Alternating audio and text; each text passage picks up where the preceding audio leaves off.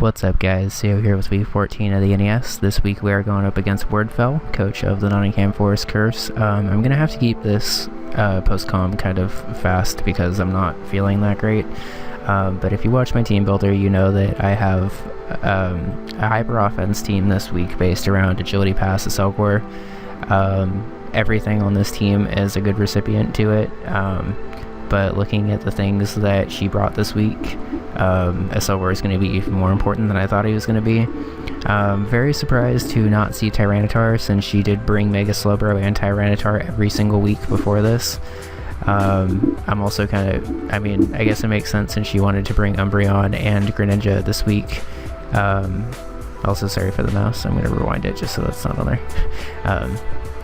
I guess it's not surprising she didn't want to bring Tyranitar if she thought Umbreon and Greninja were both better brings, but Tyranitar ended up doing more work to my team, in my opinion, especially since I had Victini, and originally had Victini on this team. I feel like it would have been a good bring. Not really surprised to see regular Venusaur because she does like it and has used it pretty well this season. Definitely not surprised to see Volcarona because one Quiver Dance and it can do quite a lot of work to my team. Volcarona did so last week against her last opponent, so I have to be careful. So getting into the battle, I decided to just lead Thundurus T because it's a pretty safe Volt Switch on pretty much everything. If she leads Cinccino, then I'm just going to have to hard switch out, but luckily she leads Greninja, which, like I said, free Volt Switch is free. She goes ahead and U-turns out into Cinccino here, which is nice for me because I'm allowed to pivot straight into Breloom. At this point, nothing on her team particularly wants to switch into Breloom, except Venusaur. Well, no, I guess that's not true. She could have switched into Venusaur or Volcarona here. I actually thought she might have switched into Volcarona, so I thought for a really long time about trying to predict and just going for a Rock Tomb here, because if I had caught her Volcarona on a switch, that would have been a pretty big deal, in my opinion. But I instead just decided to play it safe and go for a Mach Punch. I don't know if this thing's Scarfed, and if it's Scarfed, Scarf Tail Slap's actually going to do a decent amount of damage to me. So I just decided to play it safe, go for the Mach Punch, and kill this thing turn 2, which is pretty nice, because this thing could have actually done a decent amount of damage to my team with how fast it was and the coverage it got. So here she goes into Greninja, and while Breloom has quite a lot of use to this battle, looking around, and I don't really want this thing to keep pivoting around for free against my team, because if she pivots into something that can't handle Volcarona and she gets a free Quiver Dance up, it's going to do quite a lot of damage to my team. So I calc and realize that Scarf Mach Punch still has a pretty good chance to kill here, so I decided to go for it. Get a crit, but unfortunately she's sashed. So she's actually able to land the Gunk Shot and Oko me, which kind of sucks. I toyed for a while with what to do with Breloom, and I felt like I finally got to a good set, and then it just drops turn 3. But I'm not really thinking it's the end of the world here. I lost an answer to Volcarona, which is obviously very scary, and Breloom could have pretty much single-handedly taken care of Umbreon. But it's not really the end of the world, because now I know this thing's sashed, I know it's not Scarfed more importantly, and I know I can outspeed it with a Escavs. And Escavs picks up its first kill of the season, which is pretty exciting for me. The Bug Buzz was pretty free, because the only thing she could have switched into was Volcarona at that point. And if she goes into Volcarona on it, I just decided, I have plans for that, I guess. What am I? Greninja.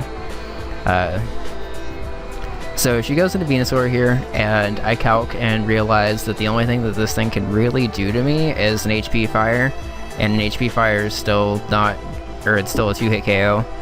If she has something else that's really weird that I'm not expecting, like an HP Flying or I don't know. If she has something I'm not expecting and ends up trying to kill me, I still have a Sash anyway. The only way this backfires is if she gets like a Sludge Bomb crit poison or something here. So I take this opportunity to set up an agility. She goes for HP Fire, as I kind of expected, and like I said, it's a 2-hit KO, which is pretty nice. It's not like a solid 2-hit KO, but it's a 2-hit KO. So at this point, an Escavs with an agility boost is going to outspeed literally everything ever. So I just decided to get my baton pass off. She stays in, so I think she's going to be going for another HP fire to kill me off. So I switched into Nidoking.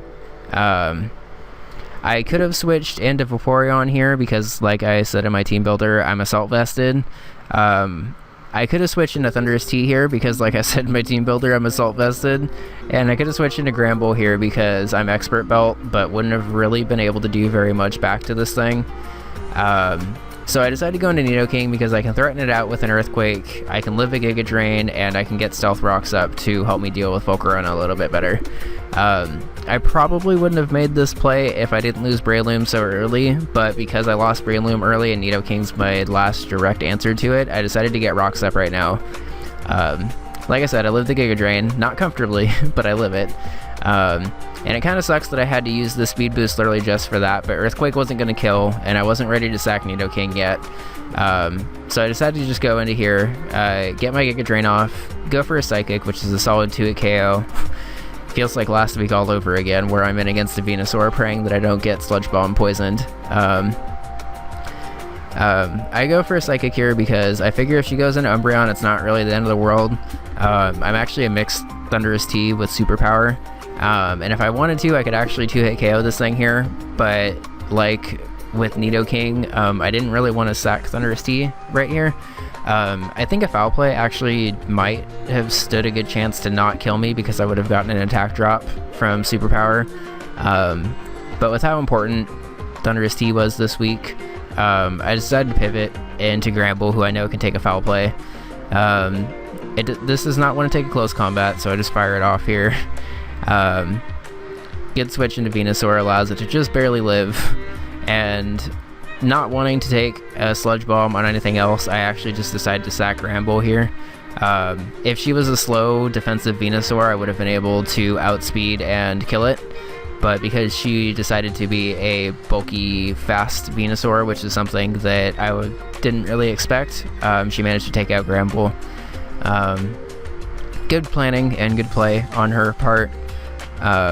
I didn't exactly need Gramble this week since she didn't bring Tyranitar, which is kind of the main thing that this thing was built for. And Umbreon's pretty weak, so I didn't really need it as much as I would have liked, or I didn't need it as much as I thought I was going to. So here I realized that even with Black Sludge Recovery, a Volt Switch still stands a pretty good chance to kill. Thankfully it does, or I would have actually probably been pretty screwed there. So it's at this point that I realize she has Mega Slowbro, Umbreon, and Volcarona. And I need to make this switch pretty carefully because she could potentially get a free switch into Volcarona.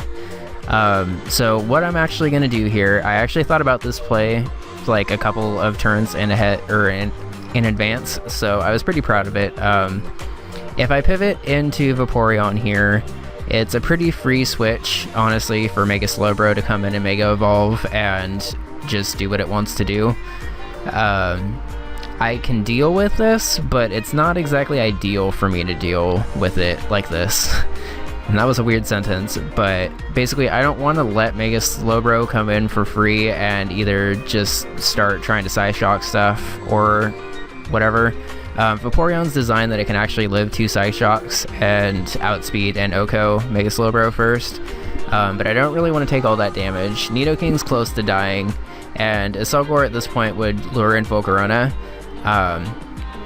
but I actually want to lure in Volcarona at this point, as weird as it sounds, and I'll explain why here. So, Escavs outspeeds Volcarona at this point.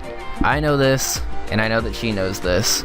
So I know that she's going to predict me to switch out to obviously not take a Fiery Dance here, but I actually have no reason to switch out. I'm instead going to go for an Agility here, and I want to explain why as she goes for the play that she does. I predicted her to go for a Quiver Dance here, and if I would have stayed in and just tried to attack or something, Volcarona would have outsped the rest of my team and I believe finished me off. Vaporeon might have been able to live a Giga Drain and fire back with a Scald, but with the 1.5 special defense boost, I don't think it would have actually killed. So I stayed in here to Agility because if Volcarona did go on the offensive and decide to Fiery Dance, At that point, I could have switched into Vaporeon and Scalded.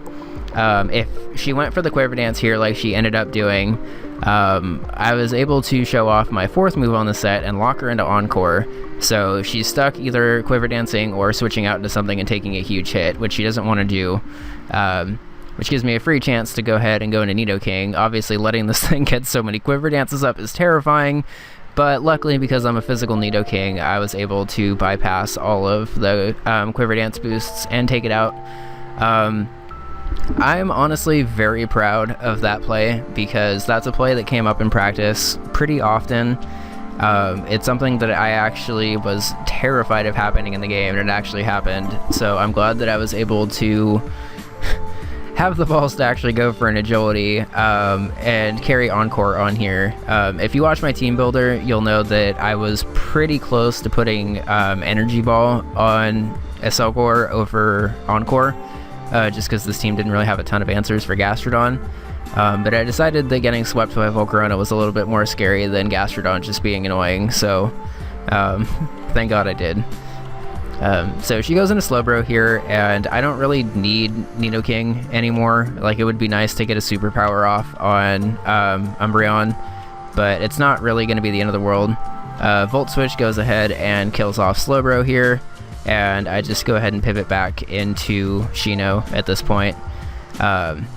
I take a Bug Buzz, or I give a Bug Buzz, which is nice, and because I'm max HP, I'm able to actually live this foul play. If I wasn't max HP, I wouldn't have been able to live, so that was kind of fortunate planning on my part. I can't say that I planned to live like that, but that's okay. Oh yeah, Nidoking's dead. And Shino is able to pick up 2 kills, and it's really nice. It's okay. Sorry about that, had to make a quick cut there. But yeah, Escavs max HP comes through there, and he actually picks up 2 kills this week, on addition to some pretty nice agility passing. I didn't exactly get to use the agility passes as much as I wanted. Not bringing Play Rough on Gramble over Close Combat actually unfortunately ended up mattering this week. I prepped pretty heavily for T-Tar, and a lot of my calcs went to that, and then she didn't even bring T-Tar, which pretty much sums up my season so far, because I'm pretty sure the phrase "didn't even bring blank" has come out of my mouth quite a lot the past couple of weeks. I guess that means I should probably be trying to prep for stuff a little bit more, and prep for people not bringing stuff, I guess. But I don't know, I thought Tyranitar had a good matchup, I guess, except for Breloom, and the fighting coverage I had, but I was hoping that she didn't realize that, I guess. But good game to Wordfell. She played well. I felt like her team was actually pretty nice. She didn't have an opportunity to draft her team, like she took over some team that went 0-2 in the beginning of the season. So I feel like she's done pretty well with her draft, all things considered. There's a lot of common weaknesses and stuff, and it kind of sucks that most of her good setup sweepers are a little vulnerable to on-court, because they're not the fastest. But outside of that, I think that she's done pretty well, so I was pretty proud of how I played. I still never took down Nidoking, but that's okay. I wanted him to stay alive, because he's still an MVP of both the team and the league, actually. I don't think he's actually MVP, but he's in the top 10 or something. So this brings us to 8-6 with a +9. It's still pretty early in the week, so I'm not sure what that means, but we are hopefully in the top 8 again. The top of the top of this league has been pretty crazy the last couple of weeks. I'll probably actually put a print screen of the league standings as of week 13, if I remember, in addition to the updated season totals for my Pokemon as I'm talking over this end part right here. But yeah, good game, Wordfell. Next week we are taking on the Aston Charizards, who are very, very close to us, vying for a playoff spot. And at this rate, it kind of looks like whichever one of us loses is not going to be in the playoffs. So stay tuned, because next week's going to be really exciting, I guess. Have a good one, guys. Like and subscribe if you haven't yet, because it would really mean a lot to me. And have a good day. Bye.